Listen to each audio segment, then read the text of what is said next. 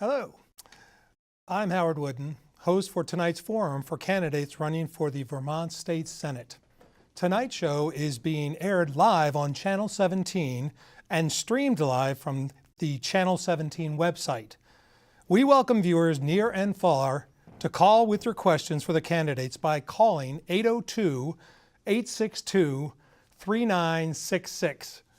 Now, the candidates joining us tonight are Michael Sorokin, Tim Ash, Philip Baruth, and Dawn Ellis. And we're going to start with opening statements. And Michael, can you start for us? Absolutely. Thank you, Howard, and to Channel 17 for doing this. And I mean that we see preciously little opportunity for debates or even forums on this Senate race. In fact, this is, I think, the first one and maybe the only one. We did have one scheduled on June 9th, and we, the incumbent folks here who are sitting senators and a sitting representative, had to go back to the State House, so we missed that one. So 5 out of the 11 candidates missed that opportunity. So we have very few opportunities like this. I am the new senator on the block. I've been in the Senate for 2.5 years, but I'm not a newcomer to the State House. I dare say my chair, Tim Ash, was probably in preschool when I started working in the State House. I've been in the State House for 30 years representing nonprofits, organizations dealing with housing, the environment, income, working people, income inequality issues, and the like. And I've done that for a long time. I started out at Vermont Legal Aid. I'm a lawyer by trade. And I worked with senior citizens initially and was the co-director of the Senior Citizens Law Project. And I found that there were two kinds of advocacy. One, individual advocacy representing an individual client on a case and their facts, versus systemic advocacy where you could change the law and change it for hundreds if not thousands of people. So I gravitated and had an opportunity to start doing advocacy at the State House in 1980 and have been doing it ever since. And I really think that makes a difference, and I'm proud of the work that I've done so far. I'd also just like to say that one other thing, I always like to mention my late wife, Sally Fox, and I took her seat, and people used to say who knew us that Sally and I always didn't agree on everything and get along on everything, but one thing we always did agree on was our politics, and I'm proud to continue her legacy in the Senate. Thank you. Thank you. Tim. Well, thank you. My name is Tim Ash, and I've been a state senator representing Chittenden County now for 8 years, and it's amazing how time flies serving in the legislature. A quick word about myself. I went to the University of Vermont. I graduated and started working for Bernie Sanders' congressional office when he was a member of the U.S. House. Subsequent to that, I worked for Cathedral Square, which builds and manages affordable senior housing throughout Chittenden and Franklin counties. I was one of the development team members, so we helped build and renovate about 400 apartments throughout the county, and I was very grateful for all the work that we did there. I've also served as an instructor at the Community College of Vermont, which has been very rewarding. I served on the Burlington City Council prior to being in the state Senate, and in 2008, the night that Barack Obama was elected president, I was declared the loser in the Chittenden County State Senate race, only to find out there had been a mistake with the tabulation and I had in fact won. So it was a strange start to my Senate career. For the last 8 years, I hope I've represented the people of Chittenden County well in several respects. First, it is a very difficult district to represent. It is very long distance from north to south and east to west, but I've done everything I can to communicate with constituents on a regular basis, attend meetings throughout the county, and take the concerns of communities like Bolton and Milton and put them in the same level of priority as I would in my hometown of Burlington. On the policy front, I believe, similar to Senator Sorokin and Senator Baruth and also Senator Lyons, who's the other incumbent, have been a strong supporter of cleaning up our environment, where we have a lot of work to do on water quality, have been a strong promoter of renewable energy in my 8 years, and we can get into those details after, trying to rein in healthcare spending while promoting primary care access, and a whole number of other priorities, which include supporting affordable housing, taking care of our elders, and supporting one of the greatest public school systems in the United States. And with that, I'll leave it to the question period. Thank you. Philip. My name is Phil Baruth. I'm currently the Senate Majority Leader. I've done that job for the last 4 years, and the bulk of that job is supporting other people. So Senator Ashe, Senator Sirotkin, as they come forward with bills from their various committees, one of the things I try to do is be a team player for the Chittenden District to make sure that all of our priorities go forward. And that includes putting together votes, whipping votes, and making sure we win votes. With that said, I'm also on 2 committees myself. One of those is economic development. And I want to just mention 2 things that I worked on a lot this past session and that I'm proud of. The first is paid sick leave. So if you go back to prior to last year, if you worked at a business that was not represented by a union, chances were good you did not have paid sick leave unless you had particularly progressive employers. So we had about 60 to 75,000 Vermonters who worked full-time who had no paid sick leave at all, meaning that if their child got sick or they got sick, they had to choose between going to work or caring for that family member or themselves. And if they chose to go to work, they brought their illness to work with them. So working with a lot of people, including the 2 senators with me here on the panel, I brought forward a bill for the Senate. And when that didn't go forward, I worked with the Economic Development Committee to forward the House bill, and we were ultimately successful. So now in Vermont, everybody has 3 days paid sick leave, and in 2 years that'll go up to 5 days. The other thing, quickly, is I worked with Tom Torty at the Lake Champlain Chamber and the VHFA to put together assistance for first-time homebuyers, and I'm also proud of that. Dawn? Thanks. Glad to be here. I'm Dawn Ellis from Burlington. I'm running for State Senate, Chittenden District. I am not yet an incumbent, but proud to be sitting with an austere group tonight.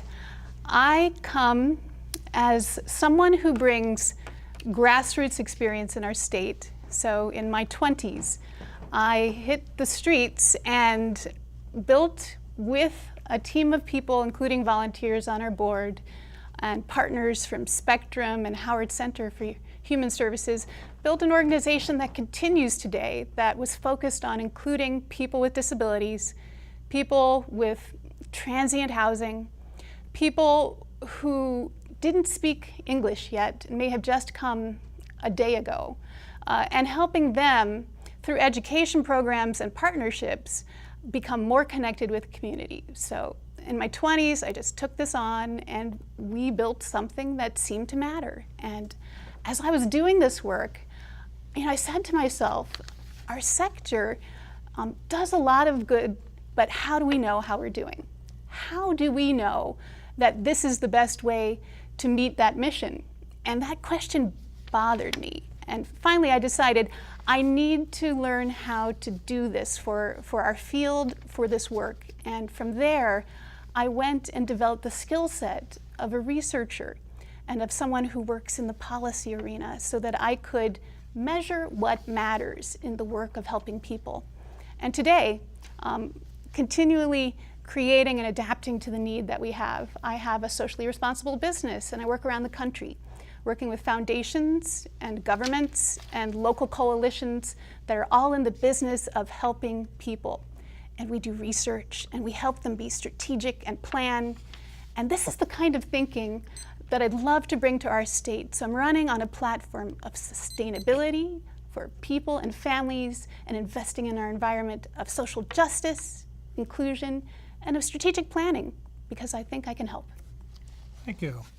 Tim, I'm going to start with you, and you'll get 2 minutes to talk about this, and then everyone will get a chance, and we'll just move around. But I wanted to talk a little bit about the budget. Vermont faces persistent state budget shortfalls. What is the picture for fiscal year 18, and what will your recommendations be to balance the budget next year? Well, it's been a very frustrating time. I always say that when I got elected in 2008 to the state senate, it was not a time for dreamers who wanted to spend lots of money on new programs. We were heading into some of the worst fiscal years that states throughout the country had ever been experiencing. So rather than a discussion about what new things to spend on, it was about protecting the things we hold most dear. And each year since then, even though we've been climbing out of the Great Recession, we've still not grown at the pace that we would have liked. So when we hear about budget shortfalls, it's important for people to understand it's not that the economy isn't growing, it's just not growing as fast as we would like. And so each year, that gap is how much money we're taking in versus what we expect to spend. It's a little too soon to determine what the picture looks like for fiscal year 2018.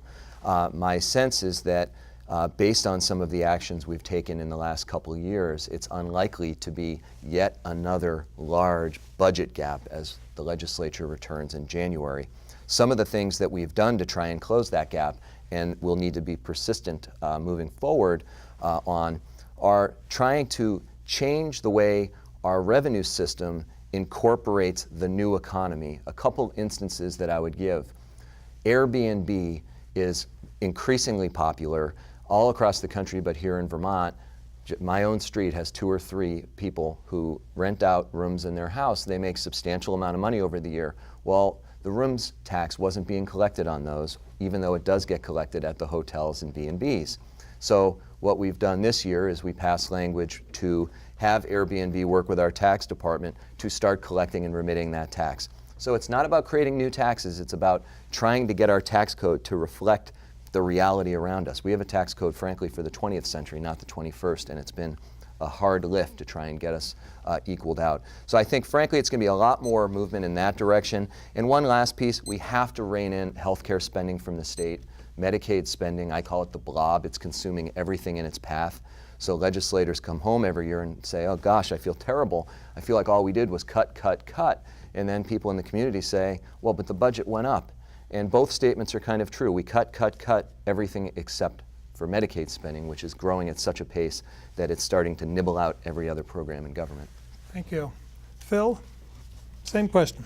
I would echo Tim's comments on healthcare spending.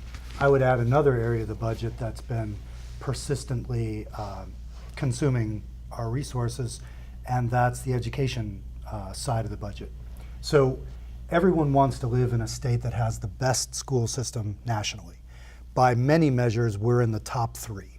So in terms of who graduates the most people, in terms of performance on standardized testing, we do extremely well. On the other hand, our property tax system and rises in the cost of education spending have produced tensions up and down the state. So I spent the last couple of years working on Act 46. And if you take a look at the internal workings of that bill, what it's designed to do is create economies of scale, number one, but also to replicate the kind of savings that they saw in the Chittenden East Supervisory District. So they were able to save in their first year $300,000 by moving to a larger district, not a larger schools. So they still have small schools, just a slightly larger district size. And that allows them to make much more logical and efficient decisions about purchasing, spending, and deploying resources.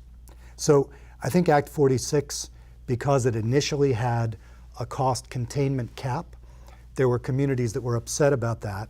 We removed that because the basic need for the law was to reform things going forward at the structural level. So that is all happening now. About a third of the state's kids are in these larger districts now, same schools, but larger districts, and we are going to hopefully, in the next year and the year after that, begin to realize those administrative savings. Dawn, what's your thoughts? Well, as I take a look at it from an outsider's point of view, it seems we have a structural challenge that is demographic in part. So in projections, by 2030, we should have the over 70 set up by about 30%, and that 30-something, 20-something category down by about 25%. And so when I look at that trend, it tells me that the aged people who might have families who have kids in school is continuing to decline. We see that in declining enrollment. The people who are at the age where they're earners, so they're actually getting an income and there's a tax that's coming from that income into the system that helps support things, is decreasing. And that is the precise age that we need within our healthcare system to stabilize as a population ages, kind of having the healthy folks in the middle. So I think one of the things I want to add to in the discussion, and it's a long-term strategy approach, is how can we take a look at the different kinds of incentive programs we have for things like first-time home buyer, for starting businesses, and for community development, and create a pathway through those that really looks at both reinventing the role of the 20-something, 30-something in Vermont and attracting others who especially will come and innovate and make work that doesn't exist already. And if they have families, great. They could bring them to the school system. If they don't have families, they could get involved in the institutions that we have that are landed in our community. So I would love to work with you guys in a group that is thinking about how do we strategically look across departments to reverse this trend, because I think that's one of our structural deficits. Thanks. Michael. Thank you. I want to pick up on something that Tim said in terms of the issue of raising revenue or cutting benefits. One of the things that I've come to see in my 3 years in the Senate, especially on the Senate Finance Committee, is that we are not collecting all the revenue that is due us. And Tim mentioned Airbnb. But one of the things we did last year was we set up a collection agency within the tax department, because there's so much money out there that's owed by taxpayers under the existing system that we're not effectively getting. Now, I'm a big civil libertarian, and I was very concerned about this collection bureau because it instituted things like garnishment and attachments, but we put all kinds of due process protections in there. But we are hoping to see next year this collection agency be launched, and we could see some progress there. The other thing that Tim also alluded to and touched upon is that the economy is changing. You know, we used to be a sales-based economy, and now we're turning into a service-based economy, and we don't collect taxes on services. And Tim and I and other members of the Finance Committee tried to broach that subject last year. We got crushed by the lobbyists that came in for every individual profession, every individual product, and we couldn't make progress, even though the Blue Ribbon Commission says, you gotta do this. How are you gonna plan for the future if we're turning into a service economy and you're not collecting any revenue on that and you're losing revenue? The other thing that we're doing is, and we're working on this, we've got some studies and directives out to the tax department, is we're losing money to the internet. All these products that are sold on Amazon, people are not paying the taxes they owe as use taxes to the state of Vermont. They're going tax-free, and the products that are sold in-state on Church Street, they get taxed. But if you buy on Amazon, you don't get taxed. But at the same time, we're losing revenue. So there's a lot of money still to be looked at without having to cut services. And some of the programs that I hold most dearly, and I'll mention a few, we discovered have enormous administrative costs that we need to look and peel back the onion on. The Working Lands Program, which is so important. The Weatherization Program, which is so important. The money that's going out in terms of administrative dollars and not going to the recipients is, in some cases, shameful. And we need to get to that. Thank you. Let's dig a little deeper into that, because I think we're just starting to, let's continue with the economy a little bit. I'll start with you, Phil. Is it true that Vermont's policies do not support economic development? No. I think there's a persistent talking point on the right. You'll hear it this election season ad infinitum. You'll get glossy 4-color mailings in your mailbox telling you that Vermont is death for business, that our economy is not growing, we're stagnant, et cetera, and so on. I don't believe that to be the case.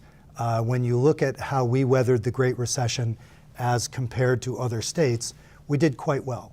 Now that's not to say we're where we want to be. It's not to say that our aspirations are at an end, but it is to recognize that some of the policies that have been in place over the last 5-6 years have done some good. Tim mentioned the Working Lands Program. That's something that I worked on when I was on the Agriculture Committee, and that I've helped to put new money into when I've been on the Economic Development Committee. If people don't know what that is, it's an attempt to say, if you're somebody who works in forestry, you're not a farmer, you're not a traditional dairy farmer, but you're somebody who keeps the land open and undeveloped and also works the land. You should have the ability to tap incentives for your business. So you want to have people who are small-time foresters or people who are creating Vermont wood products, value-added products, have them have access to capital. So I've tried my best to forward those plans, as well as the Vermont Economic Growth Incentive, the VEGI grant. People have questions about how effective that is. I do think there needs to be a place for small and medium-sized businesses to go to, again, tap a little bit of capital to keep running, and also incentives to grow jobs. So those are two programs I've supported. I think they could always use overhauling and, as Michael says, a kind of careful eye on their bottom line and worksheet, but I think overall they do a good job for us. Dawn, what do you think? I think we do economic development with the policies we have, but we could be better. I am a small business owner and have been for a long time. And in Vermont, most businesses are micro. They're one person, 75% or so, about one-person businesses. And the large quantity of them are 15 or below in terms of numbers of employees. So we are looking at work in Vermont looks like a small business state. So I hear from them that there are opportunities in the state, but they're hard to access and they are fragmented. And so in terms of the time that you have when you're busy making a business run and go, you almost feel like you don't have time to lift up to take advantage of something that might be useful, or that the paperwork is too cumbersome. And so the incentive may be there, but it's not hitting the mark. And so a simple piece to kind of better help that level of business will be to work, again, cross-agency, to think about how can we create a opt-out rather than opt-in notification network. So I think about what Jim Kondos is doing with making things work well at the Secretary of State for voters. What if we were better able for businesses of certain size to have the opportunity to knock on their door and be like, all right, you want to work with the government, here's some resources for you. We're going to make it really easy for you to opt in.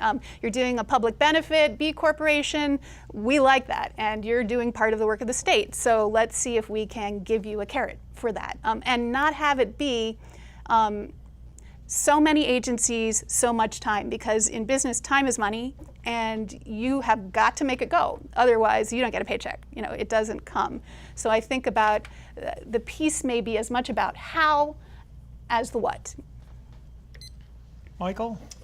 Well, I think we try. I think we can do better by redirecting some of our economic development, and I'll leave a lot of the veggie stuff to my chair here because I know he has a lot to say about that. But I look at the Working Lands Enterprise Board as something as so critical to the state of Vermont. Poll after poll shows that 97% of Vermonters value the working landscape. So while we're valuing the working landscape, we should put that landscape to work. We should be supporting wood products. We should be supporting cheese making, beer making, wine making, all of the stuff to promote the kinds of stuff that we're good at, and which has the secondary benefit of keeping the land open for agritourism. These are things that we're good at. We don't need to send $1 million to Global Foundries when they have $270 million, whatever the figure they're they're paying for their thing. It doesn't make a difference. I mean, maybe it sends a message, but I think that kind of decision making should be better put to things that we're really good at and are burgeoning economy in Vermont. Jim? And I think one of the things we can certainly improve upon, I think all three other people on the panel have touched on it, is communicating to small businesses and self-employed individuals what is available currently rather than having to constantly come up with new programs. Just in the 8 years that I've served, these are all bills. I formerly served on the Economic Development Committee and now I'm on Finance. We've created a tech loan program through the Vermont Economic Development Authority, an ag lending program, a small business lending program. We have something called VMEC, the Vermont Manufacturing Extension Center, which helps manufacturers and places like UVM Medical Center work on lean processing and better systems. We have a seed capital fund, which helps riskier startup businesses that have a lot of potential. We have VSET, which is located in downtown Burlington, which is an incubator space and provides mentorship for other tech companies. The Working Lands program has been mentioned. These are all in the last 8 years. One of the challenges is that many of these require a size of business in order for the state of Vermont to be willing to work with the employer. For instance, a training program, they're not going to find at the Agency of Commerce that it's very economical to train one person for one small business. They want to train 15 people at the same time, and that's that sweet spot that Don's referring to that we need to redouble our efforts on. But overall, I do get tired, as Phil alluded to hearing that this is an anti-business state.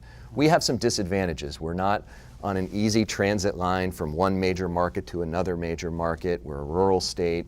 The era of global trade has made it very hard to keep factories in rural Vermont, for instance. That said, I think we are doing a lot of good to support our employer community. And while we can always do better, we shouldn't shy away from it or be cowed by people who make statements that are ignorant of all the great efforts we make. One of the things I hear over and over again is some business owner will call me and say, well, you guys, all you're doing is giving programs for poor people. You never help businesses. Then I lay out the list I just mentioned, and they say, well, I didn't know about any of that. And I say, well, that's not that person's fault necessarily. Our state agency of commerce, which I think lets us down over and over again, needs to work harder to connect to those people. On the other hand, it's important that businesses, before rushing to judgment, reach out and try and access what is there. Thank you. I want to just remind our viewers that you can call in, and the number is 802-862-3966. Expecting a call at some point. Dawn, I want to ask you, nationally and locally, campaign finance reform is still out there.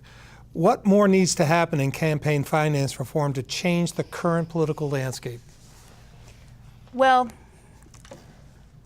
we took a blow to public financing this last cycle, and I think that's a loss. I think that's a loss because that idea has promise.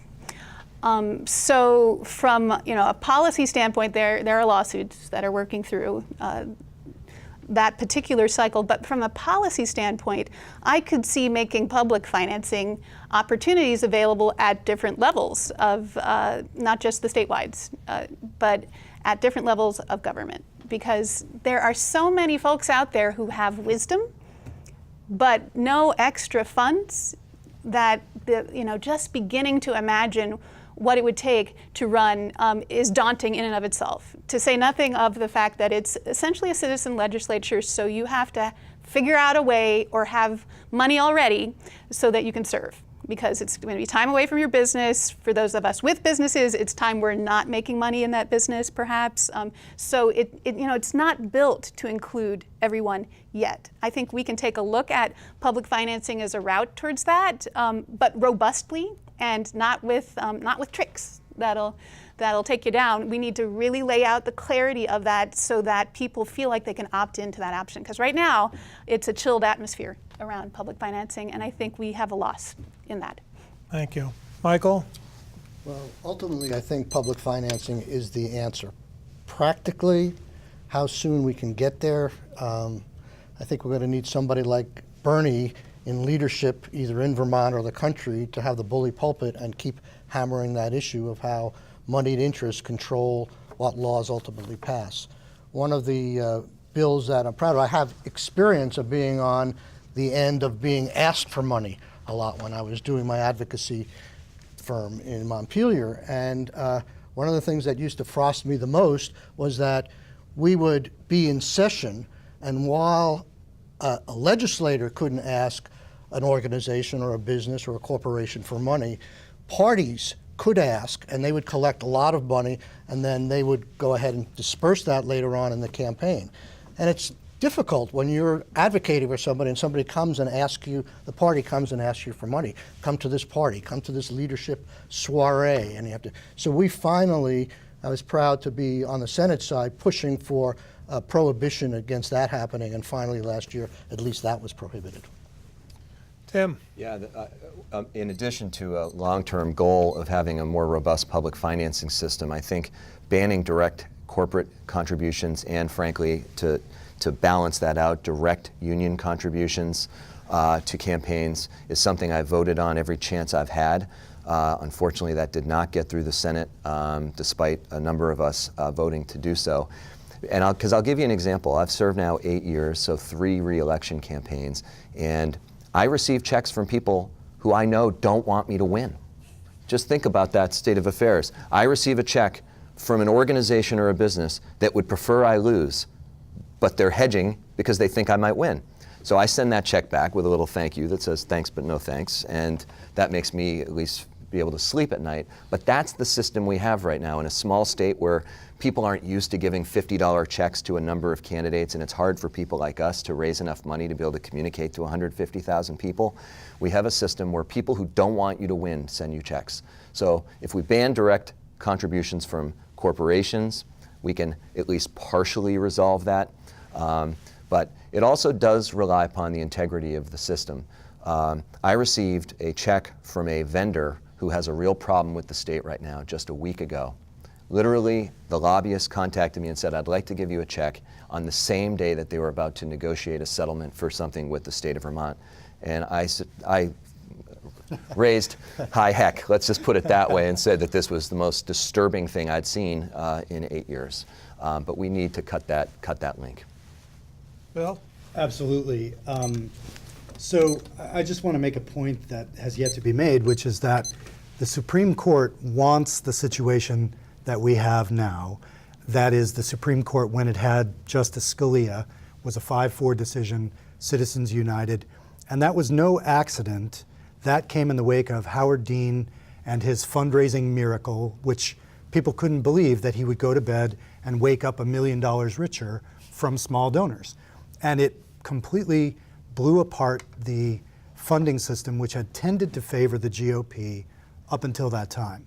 Then Barack Obama came in as the next presidential candidate and made Dean's miracle seem less than miraculous, because he was taking in about $12 million between when he went to bed and when he woke up. So it's no accident that then at the highest level, the Supreme Court allowed billionaires and millionaires to make anonymous contributions of as much as they wanted, and suddenly the scales were not only not even, but the GOP was back in a kind of dominant position financially. That's my own read of the history of what's happening. Now, to plug that into our discussion, Vermont was, for a long time, a leader in campaign finance. Buckley versus Vallejo was the law of the land. It was overturned deliberately by the Supreme Court. So the Supreme Court, it's not putting too fine a point on it, does not want Vermont to have the system that we would prefer. With that said, what Tim mentioned can be done. We can ban corporate contributions. That's the #1 thing that should happen this next session. So my hope is that Tim and I have voted for that before in the past. The Senate once went along with it and then changed its mind by the next night. That was one of the least dignified acts that I ever saw in the Senate. My hope is that this next time we'll get a clean vote to ban corporate contributions, and the Senate will stick with it until it's done. Thank you, John. And Dawn, thank you. One more question here, and then we'll see if we can get a phone call or two in. I wanted to ask Michael about nonprofit effectiveness, because you kind of talked about that a little bit. And especially from the standpoint Vermont state government relies on nonprofit organizations to carry out its responsibilities and to secure the well-being of the state, from anti-poverty functions to environmental protection. Yet the state chronically underfunds this work and is even considering limiting charitable tax deductions that could have a chilling effect on individual donations to nonprofit work. What is your position on the role of nonprofits that carry out state work, and what policies would you support the sector's ability to operate sustainably and effectively?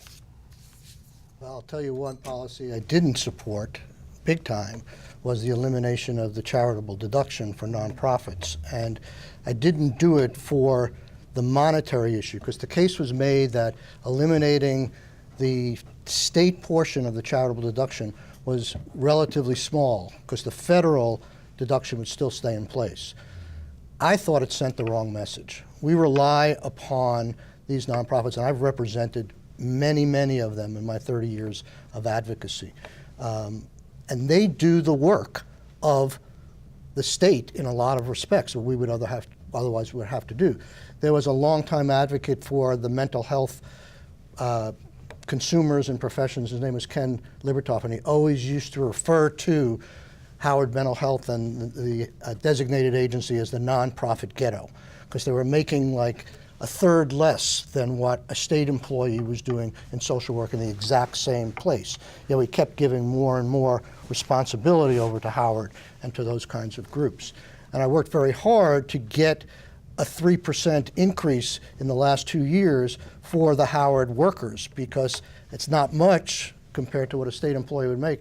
But in a time where money is tight, it was a statement out to the workers. And we actually ran into a problem with that, where the administration of some of these designated agencies said, oh, well, that 3% may go for administrative purposes as opposed to line workers. And we clarified that this year. But they are essential to the functioning of state government. If we lost that help, we'd be in really big trouble, and we need to support them in any way we can. Yeah, first off, you mentioned a proposal to eliminate the Vermont portion of the charitable deduction, and I want to make it clear that the three incumbents at the table, Phil, Michael, and myself, opposed that. The House had passed that language, and the Senate stripped it out. And so I don't think that issue will be re-emerging anytime soon. So if anyone's watching that feels nervous about that, I think they can feel less nervous, at least for the next couple years. In terms of nonprofits, and I've been on the board of Spectrum, I've worked at Cathedral Square, which is a very large nonprofit, I can see that we've created a second-class citizen, basically, in most nonprofit work, with some notable exceptions, like the healthcare and higher ed settings, where although they're nonprofit, the salaries are much more competitive.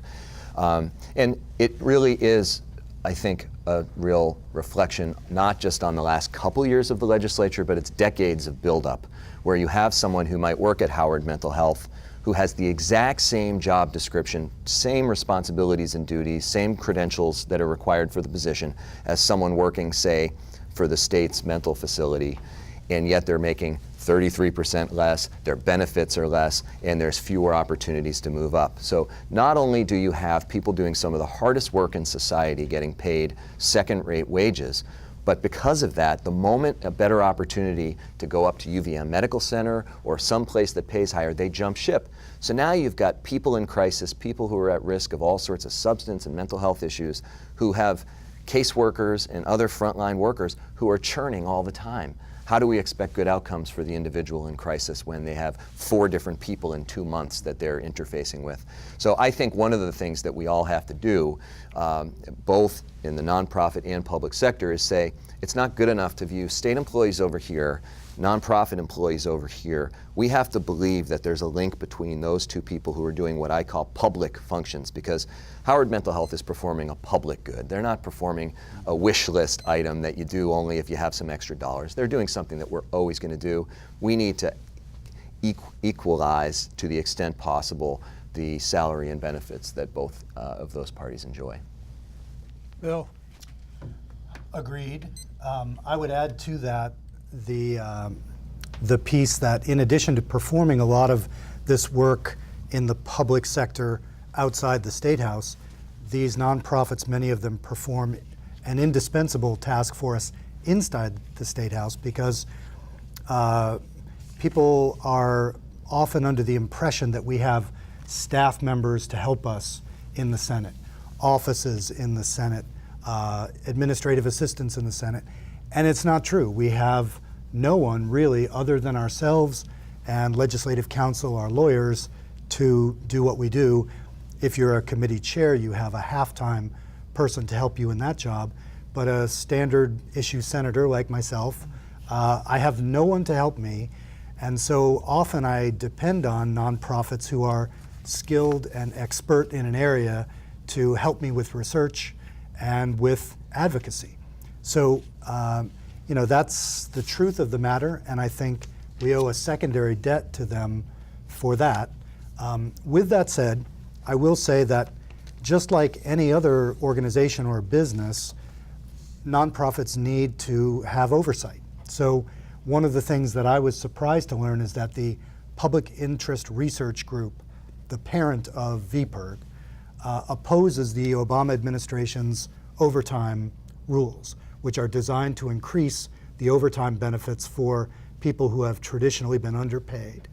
And I found that strange, but the Public Interest Research Group's logic is that if they pay more overtime to certain employees, they won't be able to get as much done with the same amount of dollars.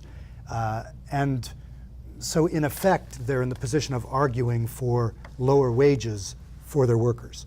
So I love VPIRG, I think they do great work, and I love the Public Interest Research Group parent corporation or organization, but in that place I think they're wrong and they need to have legislative oversight to prevent that. Dawn? I had the opportunity to work for a presidential commission as a researcher, and one of the areas that we worked on was public-private partnership, kind of building conditions for public and private to work together to accomplish public good. And what I found was countries come knocking to the United States of America because we have the most developed system of the not-for-profit sector around. We've been at it for a while. We've created conditions so that people, out of the goodness of their interest in a mission, can take dollars out of their pocket that aren't being cajoled in any other way and put it towards public good. And in that, create a sector that can be nimble. It can shift and get things done in ways that government cannot. It can be focused in ways that government has to do many things. And so I think of it as an indispensable piece of our American way of doing work to help people. And I was greatly concerned when there was the suggestion that we should rupture that, rupture the connection between the funding source and the infrastructure of the not-for-profit sector in Vermont. And I think, instead, what we need to do is think about, as we are looking for accountability, for example, and measuring what matters in each of these not-for-profits, we actually have to build capacity in sometimes tiny not-for-profits to both work together on collective impact work. Can we tackle big problems using your different mission? You work with food, you work with shelter, you work with families. Can we create the conditions and the incentives for our not-for-profit sector to be more effective? Not just expected of them, because they're underpaid and they're working, sometimes stretching themselves to almost the end of what they can get done. And so to see them work more effectively, I'd like to see us investing in the help they need to understand how to be effective and to work together on problems when it makes sense. Thank you. Do we have time for another question? I'm going to start, Tim, back with you about what I think is affecting all of Vermonters, and that's the opiate epidemic. And do you think the recent focus and investment in fighting the opiate epidemic is having an impact? And what would you do differently? And what leverage points will yield the best results? Well, I think it's obviously a not a new issue, but its severity is an emergent issue. The number of overdoses that are occurring now, I was meeting with some firefighters yesterday who also are on ambulance crews, saying that the number of times they're using naloxone to reverse overdoses is a couple times a week here in Burlington, and then multiply that throughout the rest of the state. So we have a problem that's cutting across race, income, education, and so on, and it's something that deserves a strong commitment from the state. I've helped write the last two opiate bills, each of which have tried to take a number of strategies, working with partners outside the legislature, people in the healthcare setting, the mental health and substance abuse setting, and others, to try and best marshal the best thinking and resources available. So among the things that we've tried to focus on, one is educating doctors about what's going on when they're making certain prescription decisions. Two, trying to include non-prescription drug-based treatment for chronic and acute pain. Making sure that people are using the Vermont prescription monitoring system effectively. This is a database so that every time someone writes a prescription, it goes into a database. You can help avoid people doctor shopping or going and getting scripts from 4 or 5 doctors and loading up on something that they don't need, which is going to make it to the street. And a number of other strategies, some of which include precious metals and areas of the economy that you wouldn't think are related to a public health crisis, and Phil can talk more about that. I don't think we're in a place to know whether the recent efforts of the legislature and the administration are making a difference. I think that these are problems that don't get solved in the 2 months that our attention span currently seems to have. It's going to take a couple years to see if the culture change in the medical profession and at the community level really starts to tip in, so people see the warning signs, react appropriately, and make sure people are safe. And I'll just give one example. I play in a men's soccer league, and 2 years ago was accidentally, I hope it was accidentally, fisted in the nose and had a deviated septum, and the surgeon who had to correct everything, I hope did a good job, I'll let others decide that, but was prescribed oxycodone and was sent home with a full month's supply, and I was told only take it if you're in pain. I was never in pain, but that was the last I heard of it.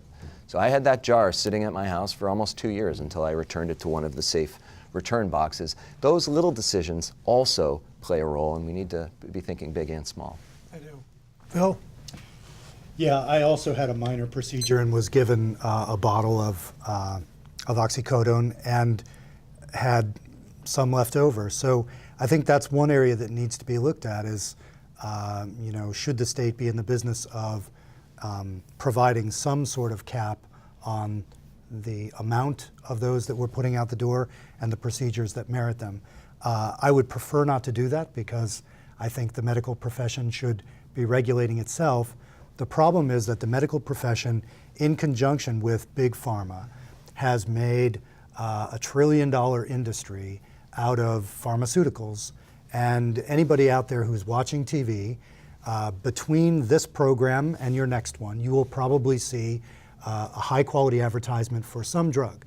Now you won't see drugs like oxycodone, but you will see advertisements for drugs designed to deal with the bad side effects of morphine derivatives. So constipation, for instance, there's now a huge market for people who are experiencing that side effect from these sorts of painkiller and painkiller addictions. So even with the attempts to deal with the side effects, those companies are making huge amounts of money. So the idea is it possible to break the profit link between doctors and the pharmaceutical companies? One other thing I want to mention is Burlington has been particularly progressive on this issue. Selena Colburn, who's a city councilor who's now running for House Rep, she was indefatigable in securing more funding for naloxone and making sure that the Burlington Police Department had it, was carrying it, and knew how to use it. And they have since saved many lives. I would say at least 3 that I can think of. And those were people who would literally not be walking around if if not for her efforts. So I wanted to give her a shout out for that. Dawn? So when I had twins, they sent me home with some painkillers. I was not in any particularly great condition. When I took one, I was no longer able to hold my babies. I vowed not to touch that bottle again, and I'm thankful, because addiction becomes a medical illness in and of itself, beyond that one that sent you to the doctor in the first place. I've been talking to families across our district, and you know, there were mothers in Milton who had a really interesting perspective on this, because there's the addiction that happens to the person who has legal access to those pills. You know, I take them and now I'm taking them more than I should.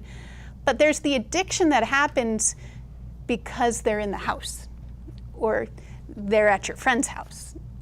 And that happens from young people or others who are able to access those pills.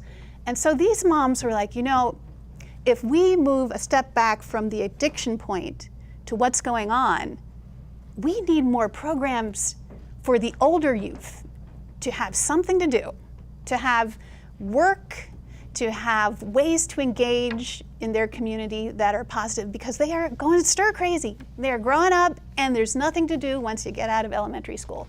And so I am hearing that there's this void of the young adult as they enter into that period where we're not treating them like kids anymore, but we aren't necessarily giving them any other opportunities to engage, with the exception of people like Bruce Wilson, who are out there, you know, making programs that are youth run for youth. And so we think upstream, I think we need to be tackling youth activity. We need to tackle isolation and depression, which may drive people to the place of seeking addiction as a solace for something else. Michael? Thank you for the question, Howard. What happened to me with this issue was I got invited, along with several other Chittenden County senators, to a community meeting in Richmond. And it was in the true sense of the word, a community meeting. Someone who owned one of the convenience stores had put posters up all over the town on telephones, says, we can't take this anymore. This problem is consuming our town. And the turnout on a cold November night was amazing, and the vibes in there were palpable. People were angry. They were scared. They were concerned about people dying in their living rooms, property losses, theft, but they were also equally concerned with trying to help these people with their addiction problem and getting treatment to those folks.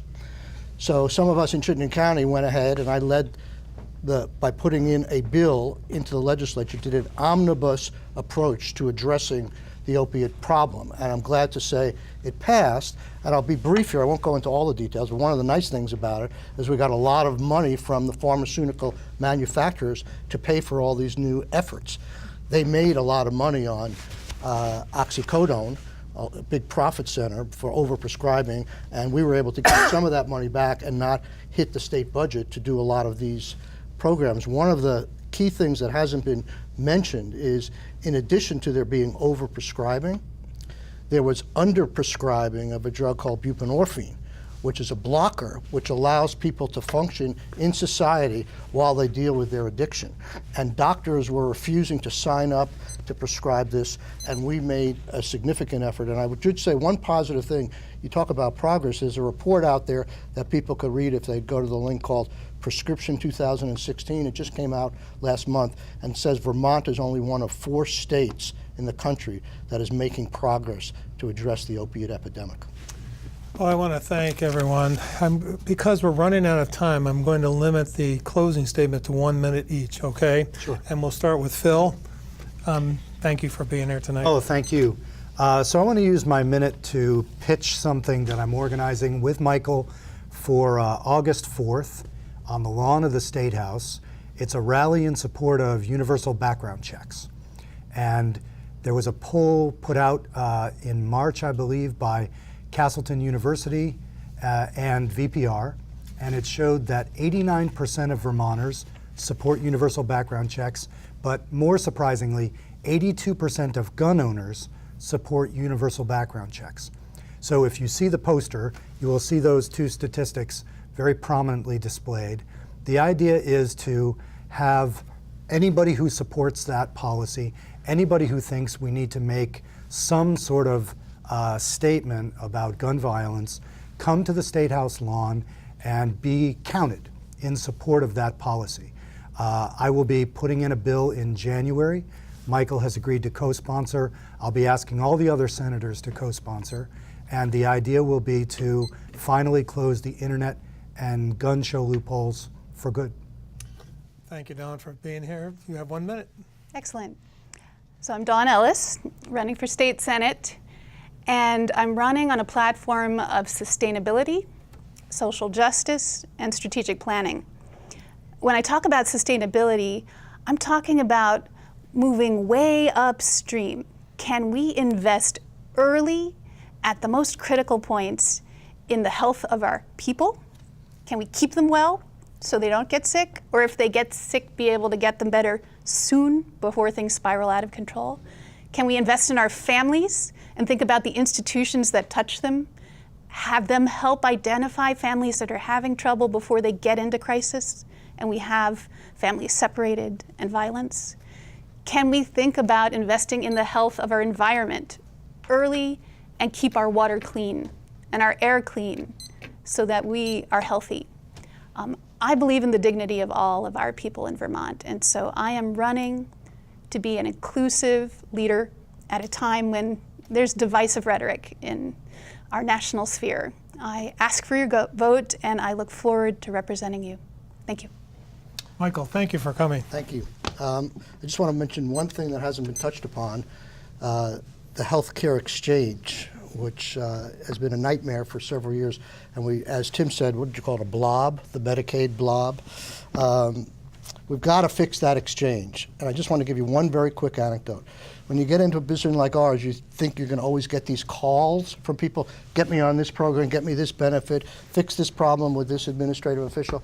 I actually got a call from somebody whose income went up and was no longer eligible for the healthcare exchange, but could not get off it.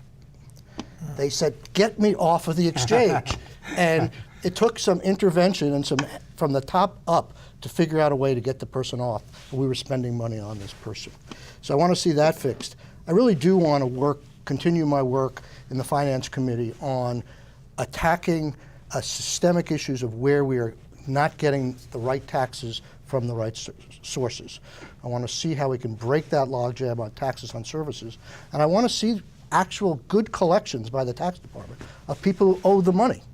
I mean, Tim was involved, I wasn't there, but apparently we did this thing where we made the 100 taxpayer Hall of Shame, where we listed the 100 biggest deadbeats in Vermont. And that has yielded a lot of money in taxes because they're so ashamed to be publicly identified as to who's not paying their taxes.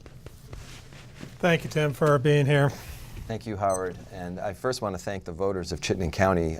This ultimately is a decision they make to send any of us or the other people seeking a position to be their stewards in the State House. And every decision we make has an impact either on the type of life that people in Chittenden County are going to live or your pocketbooks, for better or worse. And so it's a big responsibility and one that I don't lose sight of every day when I'm there. Sometimes it's easy when you're in the legislature to get caught up in the inside baseball and the technical aspects of the work we do.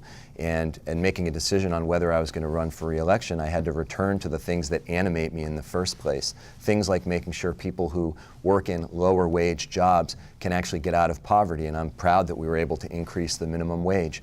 Increasing primary care access, we were able to put in an additional $4 million, which will help preserve some small primary care practices this year. Helping reform our criminal justice system so that we're not locking people up as our first best solution.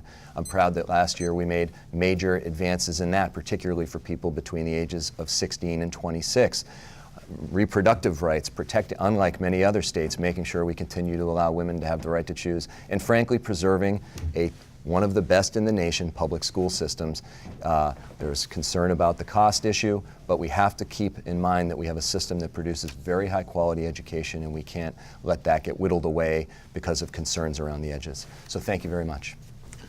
Well, thank you very much, candidates. Appreciate it so much. And I want to urge viewers to stay here on Channel 17 because the next round of forum is going to be just in a few minutes, and we appreciate your viewing tonight. And don't forget, you can call in questions at that time. Thank you, folks. Appreciate it. Thank you, Howard. Thanks.